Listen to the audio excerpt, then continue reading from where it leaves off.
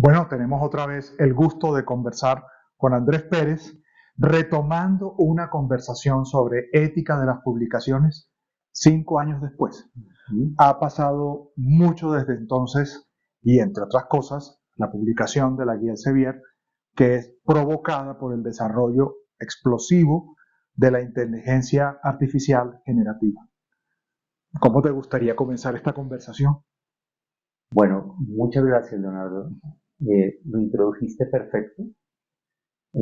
Muchas gracias también aquí a Orlando por su apoyo.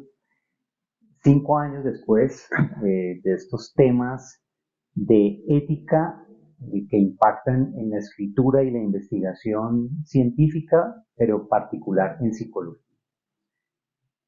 Efectivamente, este 2023 ha implicado en todo el mundo la irrupción enorme en todos los campos del conocimiento, de la tecnología, de la cultura, de la inteligencia artificial generativa. Por supuesto, la inteligencia artificial ya nos venía acompañando desde hace muchas décadas, pero la inteligencia artificial generativa tiene la capacidad de generar contenidos de manera autónoma. Eso es algo que en el cotidiano no conocíamos, Sí, por supuesto. una verdadera revolución. Exactamente. Cuando hablo de contenidos, estoy hablando en términos amplios. Me refiero a textos, a imágenes e incluso a videos Sí. también.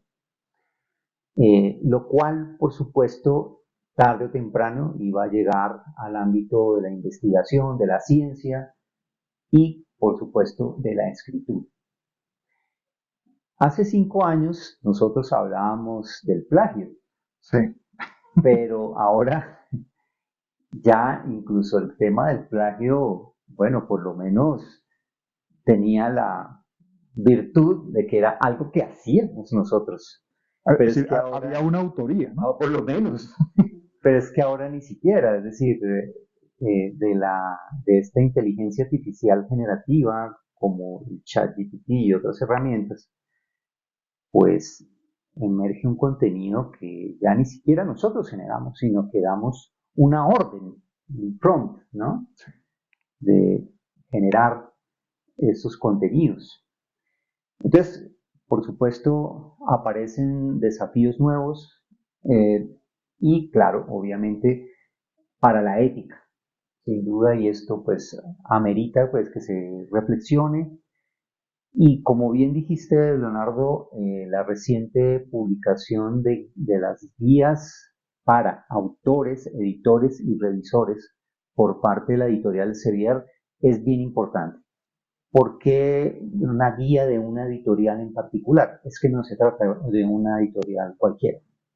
Elsevier es una de las editoriales más antiguas del mundo y además es la principal editora científica. Tiene, por lo menos, hace unos pocos años tenía 700 revistas a su cargo y produce también muchísimos libros. Entonces, lo que lo que haga o paute Elsevier, por supuesto, tiene un impacto global y hay que prestarle atención. Y se anticiparon en ese sentido, a pocos meses de esta explosión, en brindar ya unas pautas éticas sobre este tema, de lo cual es lo que quiero conversar.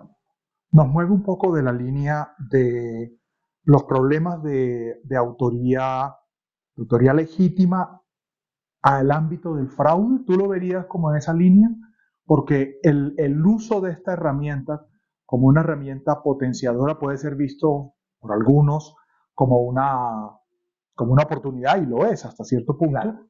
pero el tema es la simulación. ¿Tú dirías que el punto crítico arranca por la simulación, por constituir un autor múltiple y asumir que ese es de tu propiedad? Correcto. De hecho, muy claramente, el Sevier establece que no va a aceptar, Ok. es radical en ese sentido, no va a aceptar material que provenga de estas fuentes, salvo que se le haga una clara declaración de uso y justificación.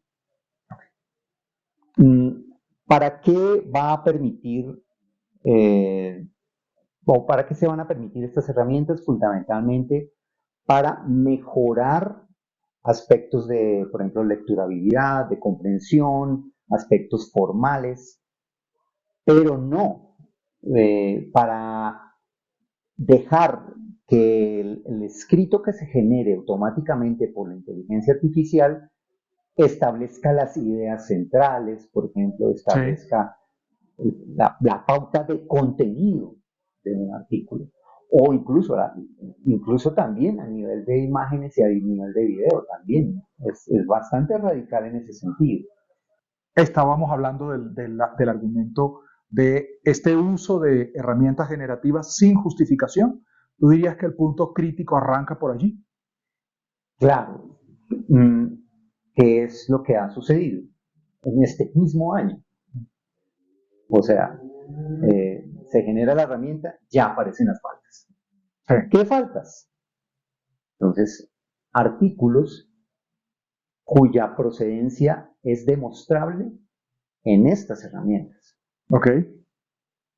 Justamente, en una de las grandes fuentes que he tenido y que también me sirvió hace 5 años para los anteriores videos, que es el portal Retraction Watch. Sí, claro, espectacular y recomendado, y lo vamos a colocar en el link. Pues justamente en Retraction Watch hace una semana aparece el caso de un preprint en un campo de historia natural. Un investigador de Noruega encuentra que un colega suyo había publicado un preprint que estaba claramente diseñado por estas herramientas. O sea, que el contenido no era de ese colega, sino que él demostró que ese contenido fue tomado directamente de la herramienta. Él sabía qué prompt o instrucción dar para generar ese contenido, es decir, pudo demostrar la falta. Y bueno, entonces, por supuesto, esto no hace sino prender la alarma para que los editores, especialmente los revisores, pues presten atención a esto.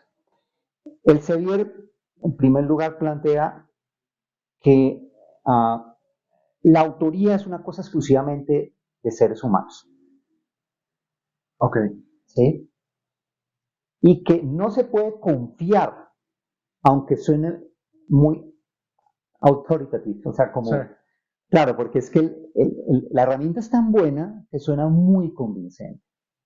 Entonces, el usar el contenido que genera automáticamente sin ninguna revisión o adaptación, pues es considerado ya una falta ética, ¿sí? En este ámbito. Mira, Andrés, que podríamos dar la impresión de que nos negamos en el ámbito de la ética al uso de herramientas. ¿Existiría un uso legítimo de la herramienta? Sí, sí, de hecho, mira que hay el Sevier distingue dos tipos de herramientas relacionadas con inteligencia artificial. Una son herramientas que de apoyo para el tema de escritura, por ejemplo, el apoyo gramatical, como Grammarly, Sí. por ejemplo, que es Sí, súper útil. Muy útil. Yo la uso, es muy buena. La tengo instalada en todo y es muy práctica. Y está basada en una herramienta de inteligencia artificial que le permite a uno corregir la ortografía, por ejemplo, corregir gramática, pero siempre está en función de sugerirle al autor humano las mejores formas de escribir y ayuda bastante bien. Y está en la competencia de uno el decidir si acepta o no la recomendación. Correcto. Aunque te haga mejoras, sugerencias muy importantes. Exacto. Ese tipo de herramientas que también están basadas en inteligencia artificial no, digamos, no están bajo la mira del Sevier. Sí. Lo que está bajo la mira del Sevier y de todas las editoriales científicas en este momento es la inteligencia artificial generativa que a partir de una instrucción genera un contenido único, propio, que está generado a partir de, pues, de su enorme base de datos, de textos, etcétera, y genera un texto que parece ser muy, muy autorizado, bien hecho, convincente. Y infortunadamente, pues por los mismos temas que han llevado en el pasado a investigadores y autores a caer en estas faltas éticas, pues lo mismo es una enorme tentación. Es generar un texto muy rápidamente Sí. al son de una instrucción. Imagínate. Bueno, es que... Y no solo los sí. autores, los jueces, los médicos, o sea, Sí. dejando los alumnos en clase. Yo creo que también tú te has los enfrentado estudiantes, a que los ensayos que son, por fortuna ya hay herramientas para identificarlo, pero Sí. yo tuve algún ensayo construido completamente a partir de decir que la persona le dio la instrucción, me lo construyó, y por supuesto no es, y como lo señala el mismo ChatGPT, contiene errores e inexactitudes. Claro, si uno sabe construir la pregunta, todavía y con el tiempo lo sabrá hacerlo, pero si uno sabe construir algunas preguntas, esas preguntas son difíciles de responder de modo exacto como te gustaría. De acuerdo. Pero pasará. Hay algo que tú has preguntado que me parece muy interesante y que debe matizar esta reflexión ética, y es que no se trata de prohibir o negar esta influencia o este uso o la utilidad que puedan tener estas herramientas, sino de conocer bien las herramientas para no caer en una falta de ética clara, ¿no? Que sacrifique cosas como la autoría. Sí. Estas herramientas no son autoras. Bueno, estábamos hablando de ChatGPT y podemos dar la impresión de ser unos carcamanes viejos que no quieren el uso de la tecnología. ¿Cuáles serían los usos legítimos? Y luego reforzamos los usos ilegítimos. Claro, si tomamos como pauta la guía del CEDIER para autores, lo que está especificando básicamente es la transparencia en el uso de estas herramientas. Okay. No que estén prohibidas para nada, sino que esté claramente establecido. Incluso ahora ya habrá dentro de las secciones fijas de los capítulos y artículos un disclosure, ¿no? Sí. Específicamente, se usó la herramienta tal por estas y estas razones, en caso de ser necesario. ¿Podrías precisar sí. autoría en este contexto? Porque fíjate que lo hemos mencionado. La autoría es exclusivamente humana.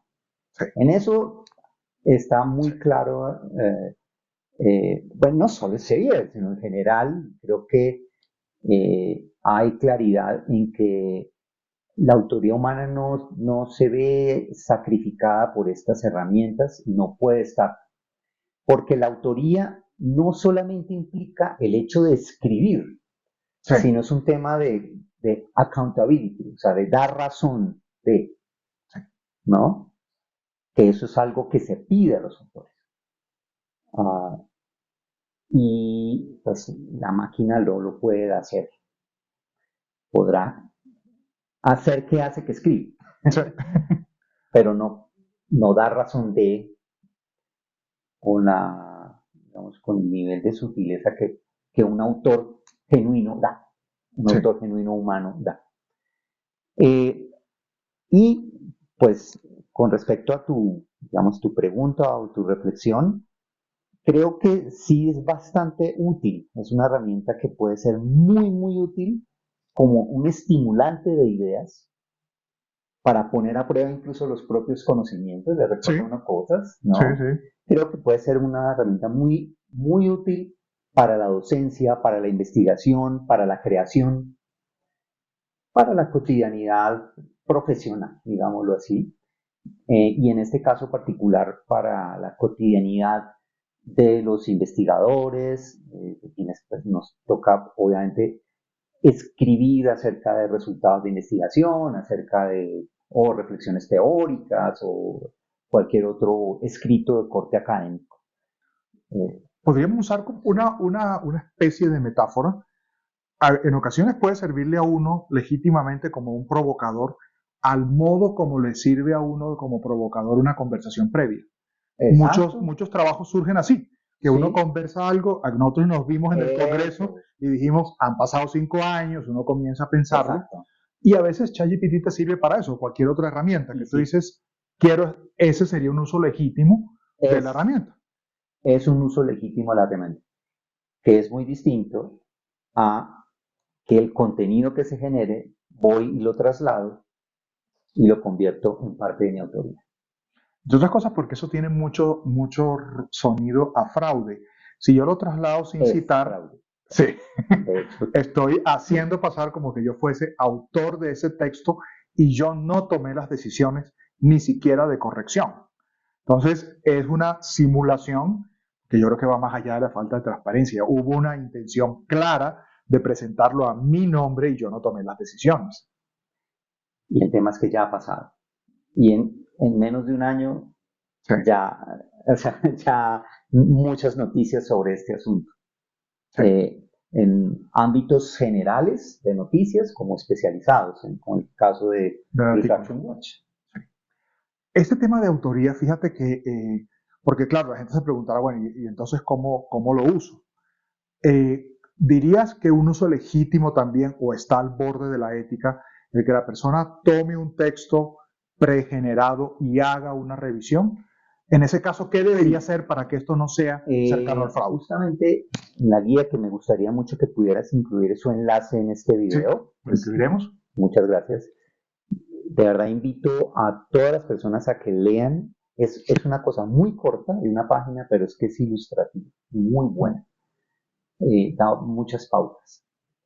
Eh, Allí se establece claramente que, o sea, uno podría eventualmente usar la herramienta, pero siempre, en todo caso, el contenido que se genere debe estar completamente supervisado, es la palabra que se usa.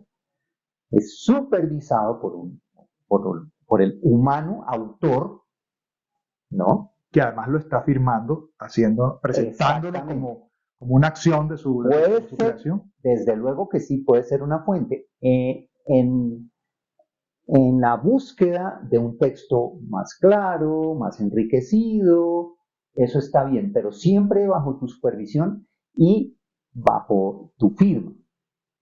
Sí. Eso sí. Entonces sí, sí puede ser muy útil para enriquecer, pero no para que tú le entregues la idea, para que tú le des digamos, el norte de las ideas o de la autoría a una máquina. Eso sí, definitivamente no. Lo mismo con el tema, como te decía, de imágenes y videos. Esto también tiene una implicación Sí. fuerte para las personas que están en el ámbito del diseño, del arte. Es, es también para reflexionarlo. Pero también los investigadores, porque nosotros también usamos imágenes, fotos, etcétera, y también tenemos que declarar la autoría de esas imágenes, Okay. tablas, figuras. Bueno, estábamos hablando de la autoría creativa en cierta forma, la autoría de imágenes. Ya yo puse a ChatGPT en una ocasión a producir una canción de reggaetón sobre un ladrillo y lo hizo bastante bien. Pero yo creo que la publicación científica está bastante lejos del reggaetón.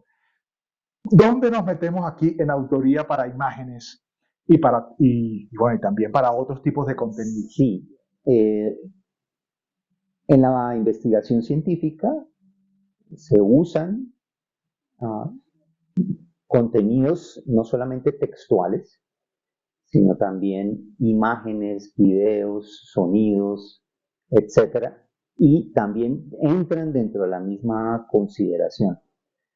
Ya, bueno, existían las pautas éticas previas relacionadas con la declaración de la autoría de este tipo de fuentes. Sí, Esto siempre ha estado ahí.